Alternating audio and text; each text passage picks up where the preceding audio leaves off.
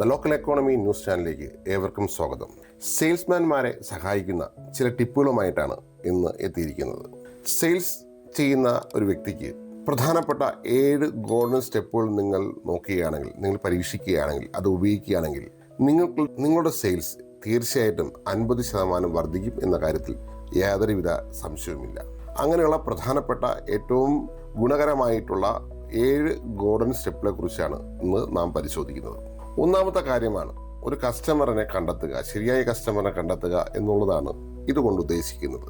ഇതിനുവേണ്ടി lead generation എന്ന് പറയുന്ന ഒരു മാർക്കറ്റിംഗ് തന്ത്രം നിങ്ങൾക്ക് ഉപയോഗിക്കാവുന്നതാണ്. നിങ്ങൾ കാണുന്ന കസ്റ്റമർ യഥാർത്ഥ കസ്റ്റമർ അല്ലെങ്കിൽ നിങ്ങൾക്ക് അതുകൊണ്ട് യാതൊരുവിധ കാര്യവുമില്ല.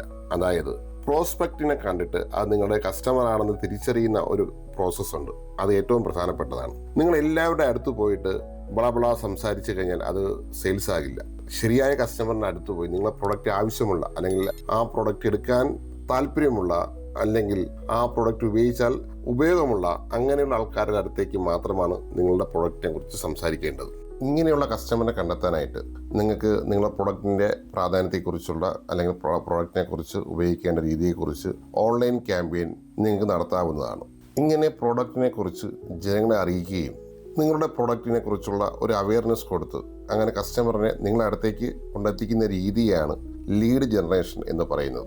ഇങ്ങനെ ശരിയായ പ്രോസ്പെക്റ്റിനെ നിങ്ങൾ കണ്ടെത്തുക. രണ്ടാമത്തെ സ്റ്റെപ്പാണ് ലീഡ് ക്വാളിഫിക്കേഷൻ. ലീഡ് ജനറേഷനിൽ കൂടി വരുന്ന പ്രോസ്പെക്റ്റീവ് കസ്റ്റമർ നിങ്ങളുടെ പ്രൊഡക്റ്റ് വാങ്ങുന്നതിന് ക്വാളിഫൈഡ് ആണോ എന്ന് നിങ്ങൾ നോക്കണം.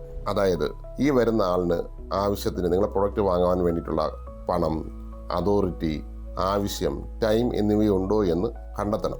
അതാണ് രണ്ടാമത്തെ സ്റ്റെപ്പ് വേണ്ടത്. മൂന്നാമത്തെ കാര്യമാണ് അപ്രോച്ച്. നിങ്ങളുടെ അടുത്തേക്ക് വരുന്ന കസ്റ്റമർ എങ്ങനെയാണ് അപ്രോച്ച് ചെയ്യേണ്ടത് എന്ന് നിങ്ങൾ വ്യക്തമായ ധാരണ ഉണ്ടാകണം. ചില കസ്റ്റമേഴ്സ് ഫോൺ വഴിയായിരിക്കാം ബന്ധപ്പെടുന്നത്, ചിലർ നേരിട്ടാകാം, ചിലർ ഇമെയിൽ വഴിയോ വെബ്സൈറ്റ് വഴിയോ ആയിരിക്കാം. ഇങ്ങനെ വരുന്ന കസ്റ്റമേഴ്സ് കൂടുതലും നേരിട്ട് വരുന്ന കസ്റ്റമേഴ്സിൻ്റെ അടുത്തേക്ക് ഡെമോ ചെയ്ത് കാണിക്കേണ്ടി വരും, അല്ലെങ്കിൽ ഫ്രീ സാമ്പിൾ കൊടുക്കേണ്ടി വന്നേക്കാം. ചില കസ്റ്റമർ ഓൺലൈൻ വഴി വരുന്ന കസ്റ്റമർ ആണെങ്കിൽ വെബിനാർ വഴി നിങ്ങൾക്ക് അവരുമായി നിങ്ങളുടെ പ്രൊഡക്റ്റിനെ കുറിച്ച് പരിചയപ്പെടുത്തുവാൻ സാധിക്കും. ഇതാണ് മൂന്നാമത്തെ സ്റ്റെപ്പ്. ഇനി നാലാമത്തെ സ്റ്റെപ്പ് ഉണ്ട്, പ്രസൻറ്റേഷൻ. നിങ്ങളുടെ പ്രൊഡക്റ്റിനെ കുറിച്ച് കസ്റ്റമറായിട്ട് സംസാരിച്ചിരിക്കണം. അതിനെയാണ് പ്രസൻറ്റേഷൻ എന്ന് ഉദ്ദേശിക്കുന്നത്. ഡെമോ കഴിഞ്ഞതിന് ശേഷം നമ്മൾ ചെയ്യേണ്ടതാണ് പ്രസൻറ്റേഷൻ. പ്രസൻറ്റേഷനിൽ ഏറ്റവും എളുപ്പമുള്ള മെത്തേഡാണ് ഫാബ്. ഈ ഫാബ് ഫോർമുല ഏതാണെന്ന് ചോദിച്ചു കഴിഞ്ഞാൽ നിങ്ങളുടെ പ്രോഡക്റ്റിൻ്റെ ഫീച്ചർ, അതിൻ്റെ ഉപയോഗങ്ങൾ, അതിൻ്റെ ബെനിഫിറ്റ് എന്നിവ കസ്റ്റമറുമായി സംസാരിക്കുന്നതാണ് ഈ പ്രൊഡക്റ്റ് വാങ്ങുന്നതിന് അവരെ പ്രേരിപ്പിക്കുന്നതിൻ്റെ പ്രധാനപ്പെട്ട കാര്യം. അടുത്തൊരു കാര്യമാണ് നെഗോസിയേഷൻ. നിങ്ങളുടെ പ്രൊഡക്റ്റിനെ ലാസ്റ്റ് ക്ലോസിലേക്ക് എത്തിക്കുന്ന ഒരു പ്രോസസ്സിനെയാണ് നെഗോസിയേഷൻ എന്ന് പറയുന്നത്. നമ്മൾ പ്രോഡക്റ്റിനെ കുറിച്ച് പറയുക, അതിൻ്റെ സർവീസിനെ കുറിച്ച് പറയുക, പേയ്മെൻറ്റ് ഡീറ്റെയിൽ കൊടുക്കുക, അതിൻ്റെ ഡെലിവറി ടൈം കസ്റ്റമറെ അറിയിക്കുക. ഈ കാര്യങ്ങളാണ് നെഗോസിയേഷൻ്റെ അകത്ത് വരുന്നത്. പ്രോഡക്റ്റിൻ്റെ വിലയെക്കുറിച്ച് സംസാരിക്കുന്നത് മാത്രമല്ല നെഗോസിയേഷൻ. പ്രോഡക്റ്റിൻ്റെ ഗുണങ്ങളും അവരെ കുറിച്ചുള്ള പ്രാധാന്യവും വീണ്ടും വീണ്ടും അവർ ഓർമ്മിപ്പിക്കുന്നതും നെഗോസിയേഷൻ്റെ ഭാഗമാണ്. നെഗോസിയേഷൻ ചെയ്യുമ്പോൾ ഒരു വിൻ വിൻ സിറ്റുവേഷൻ തീർച്ചയായിട്ടും ഉണ്ടാകണം.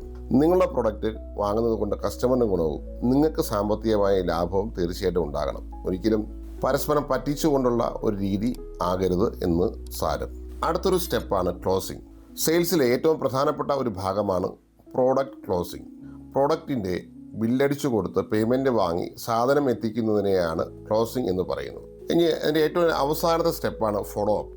സെയിൽസിൽ പ്രധാനമായും എല്ലാവരും ഒഴിവാക്കുന്ന ഒരു കാര്യമാണ് ഫോളോ അപ്പ് എന്ന് പറയുന്നത്. ക്ലോസിംഗ് വരെ എല്ലാവരും ശ്രദ്ധിക്കാറുള്ളൂ, പക്ഷേ ഈ ഫോളോ അപ്പിന് വളരെയധികം പ്രാധാന്യമുണ്ട്. പ്രോഡക്റ്റ് എടുത്ത് കസ്റ്റമർ പോയതിനു ശേഷം ആ പ്രോഡക്റ്റിനെ കുറിച്ചുള്ള ഗുണനിലവാരത്തെപ്പറ്റി പറയുകയും കസ്റ്റമറിൻ്റെ സർവീസിനെ കുറിച്ച് റിവ്യൂ എടുത്ത് നമുക്ക് ആ കസ്റ്റമർ ശരിയായിട്ടാണോ ആ പ്രോഡക്റ്റ് ഉപയോഗിക്കുന്നതെന്ന് തീർച്ചപ്പെടുത്തി അവർക്ക് എന്തെങ്കിലും പ്രശ്നമുണ്ടെങ്കിൽ അത് പരിഹരിച്ച് മുന്നോട്ട് പോകുന്ന ഒരു രീതിയാണ് ഫോളോ അപ്പ് എന്ന് പറയുന്നത്. ഇതിലൂടെ ഫോളോ അപ്പ് നിങ്ങൾ തീർച്ചയായിട്ടും നേരെ നടത്തി കഴിഞ്ഞാൽ നിങ്ങൾക്ക് തീർച്ചയായിട്ടും നിരവധി കസ്റ്റമറിനെ തീർച്ചയായിട്ടും ലഭിക്കും എന്ന കാര്യത്തിൽ സംശയമില്ല. ഇങ്ങനെ ഈ 7 ഗോൾഡൻ സ്റ്റെപ്പുകൾ നിങ്ങൾ ഉപയോഗിക്കുകയാണെങ്കിൽ നിങ്ങളുടെ സെയിൽസ് രീതിക്ക് മികവുറ്റ രീതിയായിട്ട് മാറും എന്ന കാര്യത്തിൽ സംശയമില്ല. ഇങ്ങനെയുള്ള സെയിൽസ്മാൻമാരാണ് ശരിയായ സെയിൽസ്മാൻമാർ. അതുകൊണ്ട് ഈ 7 സ്റ്റെപ്പും നിങ്ങൾ സെയിൽസിൽ തീർച്ചയായിട്ടും ഉപയോഗിക്കുക എന്നുള്ളതാണ് ഈ സമയത്ത് പറയുവാനുള്ളത്. നിങ്ങൾക്ക് സെയിൽസിനെ കുറിച്ചുള്ള എന്തെങ്കിലും സംശയമുണ്ടെങ്കിൽ, സെയിൽസ് വർദ്ധിപ്പിക്കാൻ എന്തെങ്കിലും സഹായം ആവശ്യമുണ്ടെങ്കിൽ ഞങ്ങളുമായി ബന്ധപ്പെടാം. പുതിയൊരു വീഡിയോയുമായി നമുക്ക് വീണ്ടും കാണാം. അതുവരെ ഗുഡ് ബൈ. Thank you.